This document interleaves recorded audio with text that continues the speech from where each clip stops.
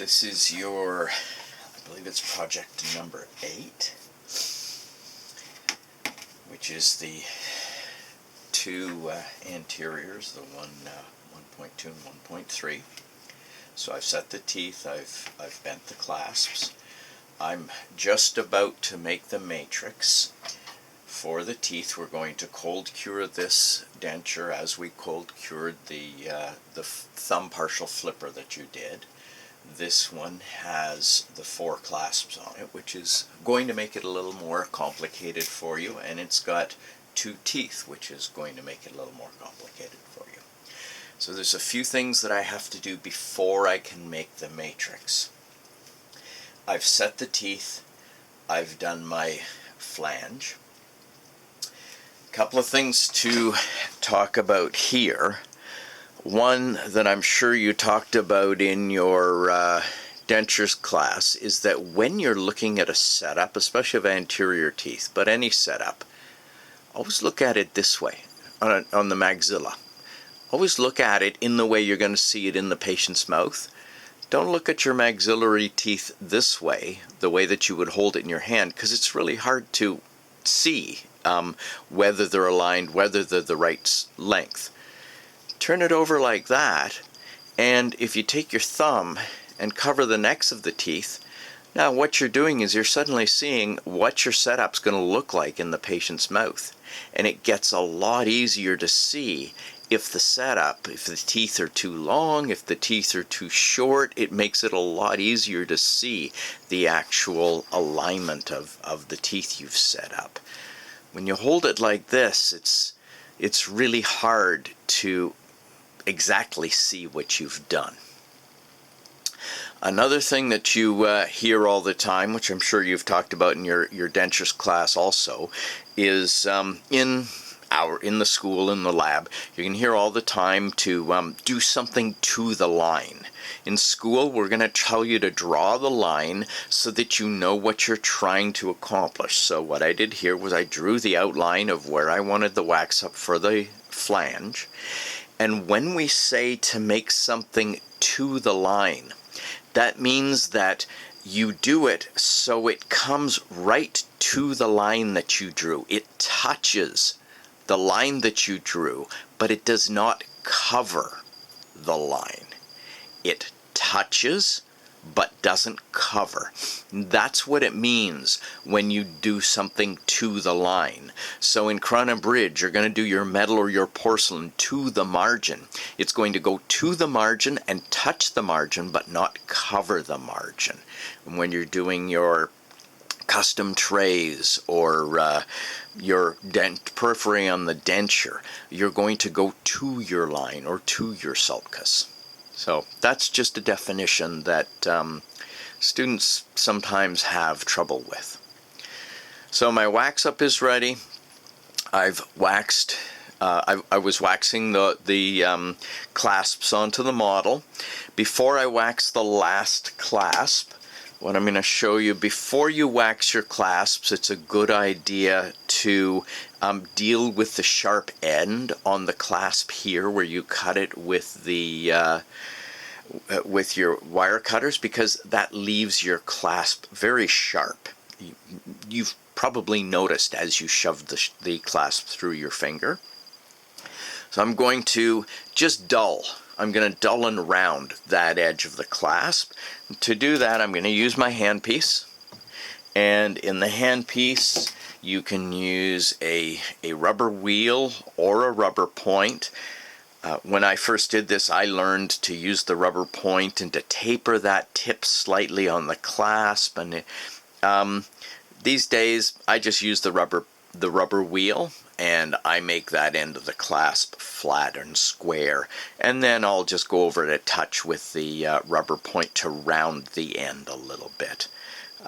But I don't bother trying to taper the clasp wire for the last couple of millimeters anymore.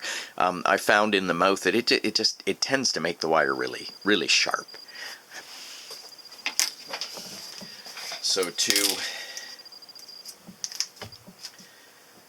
finish this clasp end here, just going to use my rubber wheel I'm going to square the end of that clasp, and then I'm going to use the rubber point, and I'm going to just round the very end of it a little where I've squared it.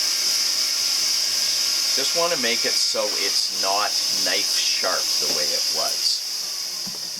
I started to talk to you about the rubber point in one of the previous videos, and my battery ran out when I was halfway through. You put the rubber point on. This is called a spiral mandrel. Let's see if I have an empty one here. Anyway, well, you can see it inside an old rubber point that I've got here. So the spiral mandrel is basically a threaded rod. The mandrel comes up and it's got a screw thread on it. And in the other video I screwed this rubber point onto the mandrel by putting it into the bench lathe.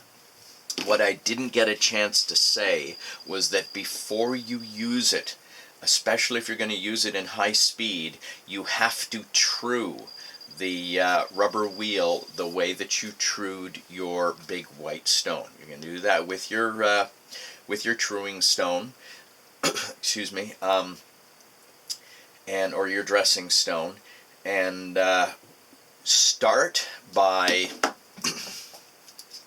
do it at fairly slow speed, not really slow speed, but fairly slow speed.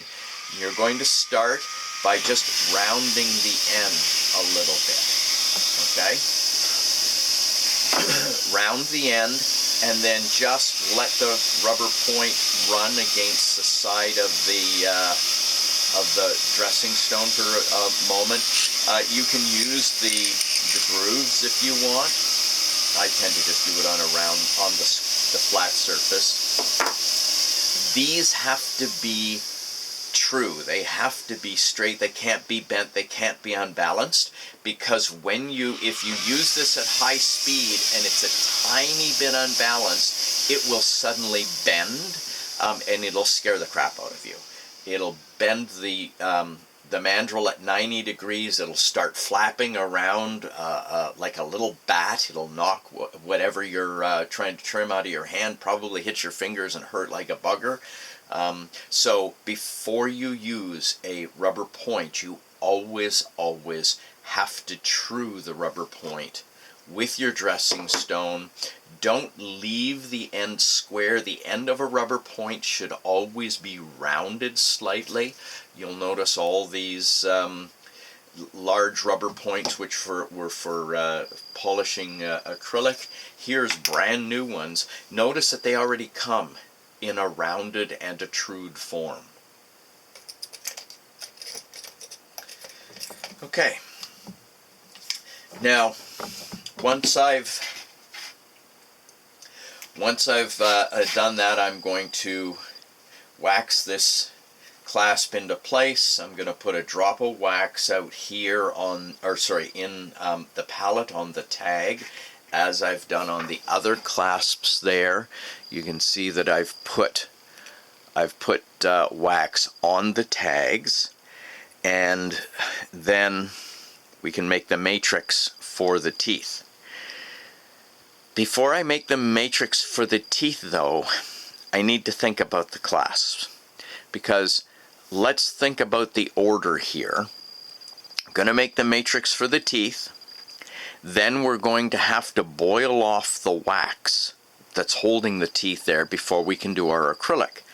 Well, when I boil the wax off that's holding these teeth, it's also going to boil off the wax for my clasps there.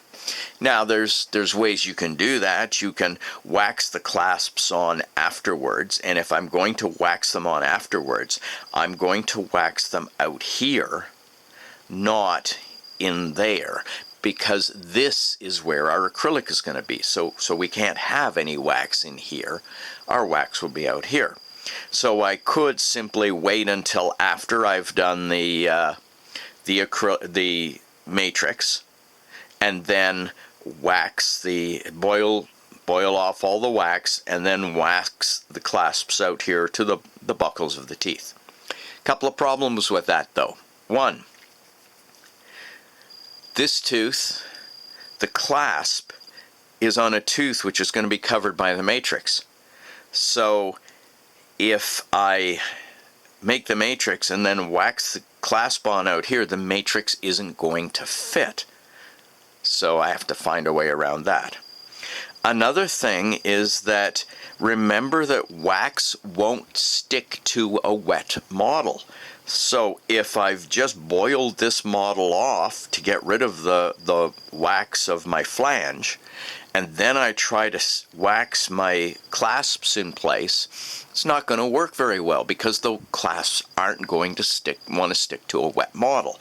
There's things I can do to dry the model, but they're either going to involve time or they're going to involve something where you have to remember to dry the model before you can wax the clasps on. Okay. So another way we can do it is that we can make a matrix for these clasps. We can position the clasps and then make a matrix for the clasps.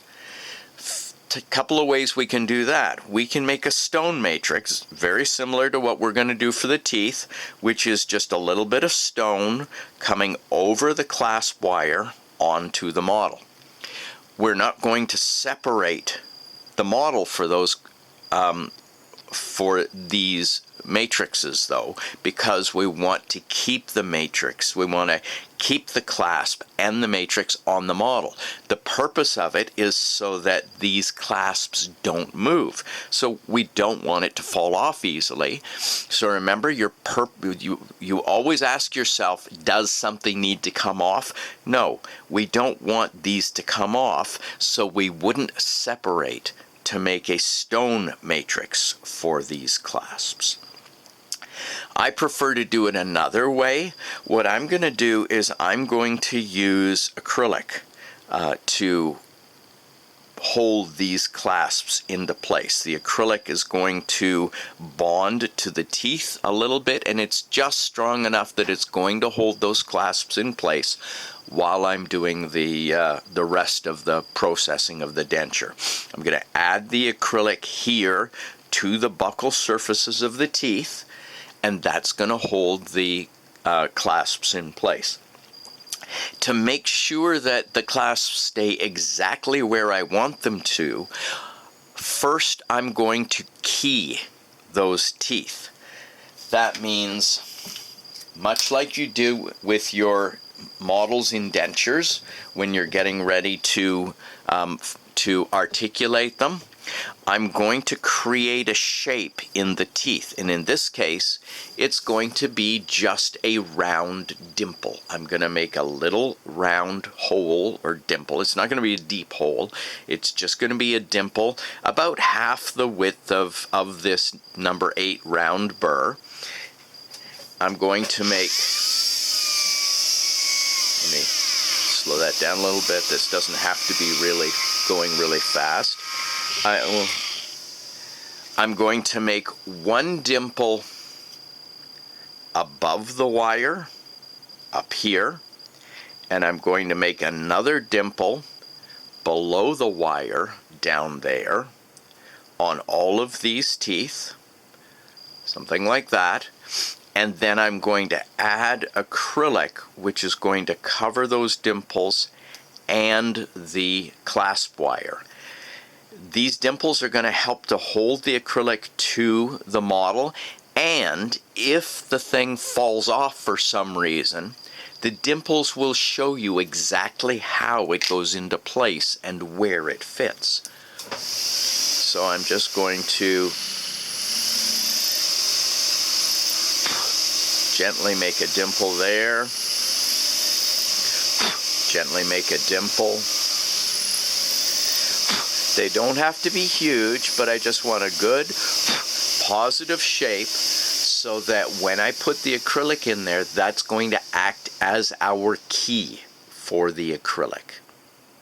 Okay?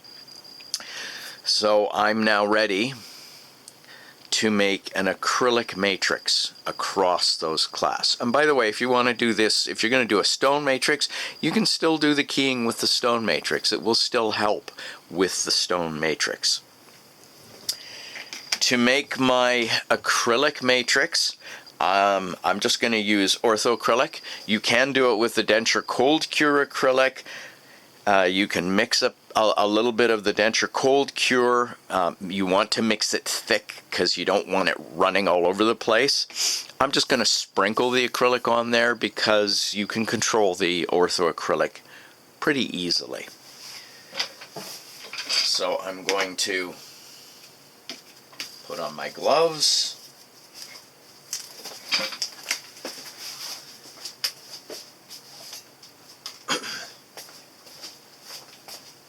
I have my volatile organic compound respirator that I wear when I'm working with monomer. Because I don't have a fume hood in the lab,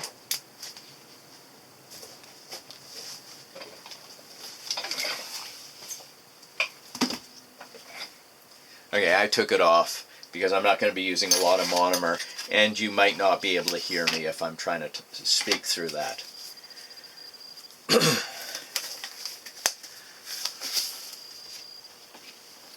So I'm just going to put a little bit of monomer,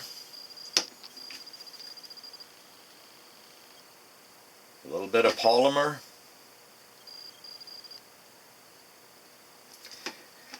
and I'm just going to make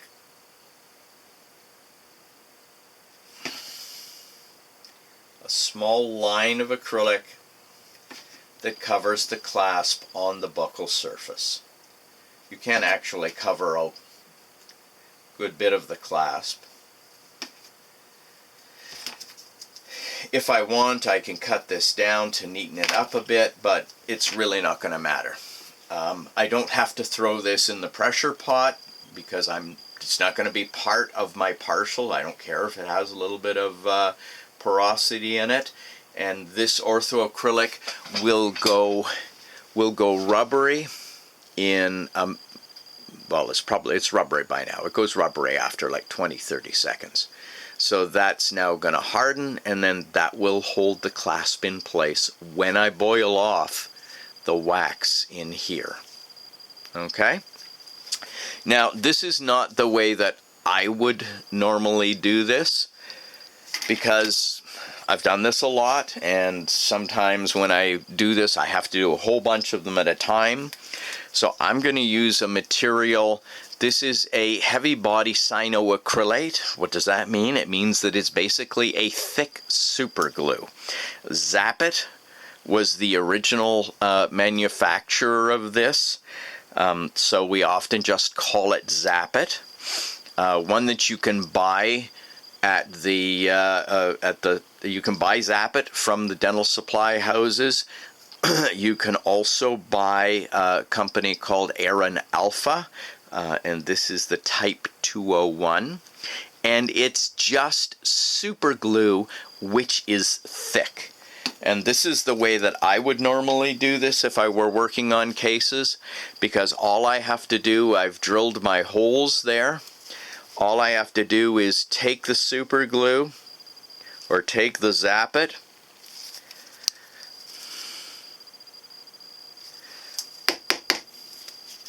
make sure it's going to come out. I just poked a hole in this thing. This likes to clog up. This likes to clog up easily. I just cleared that nozzle not 2 minutes before I started to do the video. Okay, let's see. There we are. So this comes out as a liquid, and I'm just gonna put it across my clasp there, and then this spray is an accelerator. So I just give it a spray of that, and bingo. I have hard plastic there, which is into my keyways, and it's gluing this clasp to the model, but that will come off very easily afterwards, and it doesn't particularly bond with the acrylic that we're going to use for the denture. So this works perfectly well. In the lab, if as I said, if I'm doing a whole bunch of these in the lab, and I've done a whole bunch of these, I do it this way because it's fast and easy. This material is also good for other stuff. If I'm gluing a tooth back onto the model, I use this, not the super glue that you have in your kits, because I can put this onto them. I can put it on the model, put the tooth on. You can move the tooth around a little bit, and then you hit it with the accelerator and it instantly hardens. I also use it when I'm doing crown and bridge models for gluing the pins in. There's a ton of good uses for this material in the lab. Actually, there's a ton of good uses for it everywhere. I use it at home for fixing stuff all the time too. Okay, so I am now going to do the rest of the matrices on the clasps. I'll do the matrices with the ortho acrylic. I'm going to make the matrix for the two setup that we've done here, and then I'm going to talk to you guys about block out before we do the processing. You noticed on your first thumb partial that when you're trying to take the partial off the model after you've processed it, that you broke a lot of teeth. The thumb partial was actually pretty easy. You can actually get it off without breaking the teeth. This one, you're not going to get it off of here without breaking teeth. So with partial dentures, in general, when we're making a partial denture, we always make a duplicate model. This is why when you got the pucks on Friday, you were told to make 2 models, because now we have a duplicate here. When this model gets broken during the processing, we're going to be able to put the partial onto this model. And with partial dentures, you always have to fit your partial to a model. With full dentures, when you do your processing and your deflasking after you've ground in the bite, the model is destroyed. You don't put the denture back on the model because the model's destroyed, and it's soft tissue. You don't have to make it fit. It's, for the most part, it's going to fit pretty well, unless there's something, unless there's something very specific that you have to look for. With a partial denture, as you guys noticed, it can be hard to get a partial denture. This one is going to be much harder to get onto the model because it has the clasps and because it has more undercuts on the mesial and distal proximal surface on either side of that edentulous space. So we're going to have to do block out with wax on this before we process the acrylic. So after I boil this, after I make the matrix, I'm going to boil this off, and then I'll show you how to do the block out. And then we'll also discuss how you're going to add wax to a wet model. Okay, so I'm going to stop and do that, and magically the next video will start from that point.